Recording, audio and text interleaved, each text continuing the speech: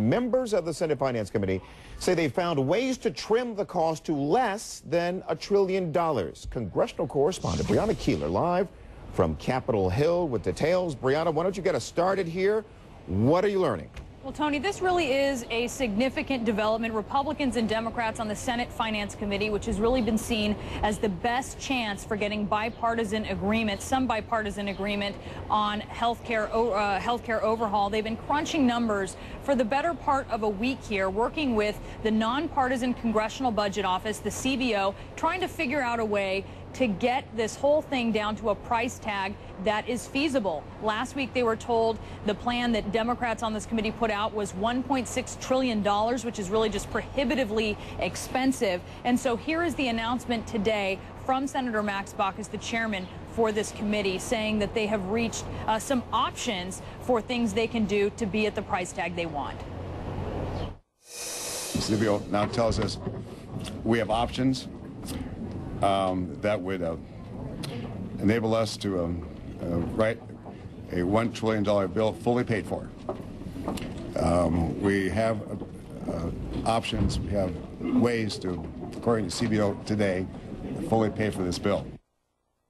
And an aide to the senator tells us that these options that they're looking at, under them, 97% of Americans, they are confident, will be covered by a health care overhaul that they're planning. Wow. Now, but you heard him say, Tony, we have options. Yes. And we're really looking for specifics because that's what we want, but we don't know exactly what those specifics are. How are they going to pay for it? And what exactly is it going to look like? We still want to know. Yeah.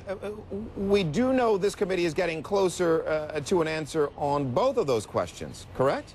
Yeah, no, we do. We know that one of the things they have been looking at and that seems to be gaining traction is the idea of taxing employer-provided health benefits. Now, we heard from Senator Chuck Grassley, the ranking Republican member on this committee. He said yesterday that one of the ideas they're looking at is for a family of four, for their health benefits package, if it were to exceed $17,000, which is very far above the national average for health benefits, this would be considered a Cadillac plan, that you might tax them on the amount that goes over a certain, that goes over $17,000. Sure.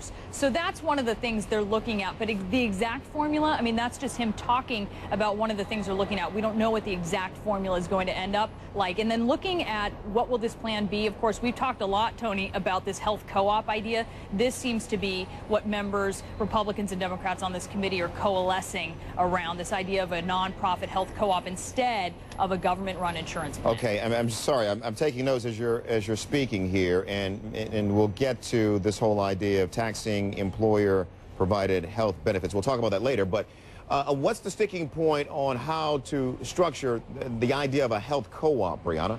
Yeah, and we're really focused on this because, I mean, when it comes down to it, you want to know exactly what their plan is. The how to pay for it is important, but what is it going to look like? This idea of a health co-op, the different issues that you're seeing are some liberal Democrats want a very strong federal hand in this. They want this to have enough teeth that it can compete against private insurers and, in their opinion, through that bring costs down. But what you have is senators like Chuck Grassley who are very fearful of that.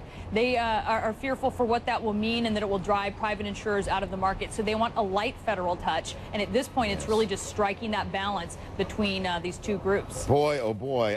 Breaking developments. Great reporting. Brianna, appreciate it. Thank you. We'll get back to you a little later in the hour. Let's get reaction from the White House to the health care developments.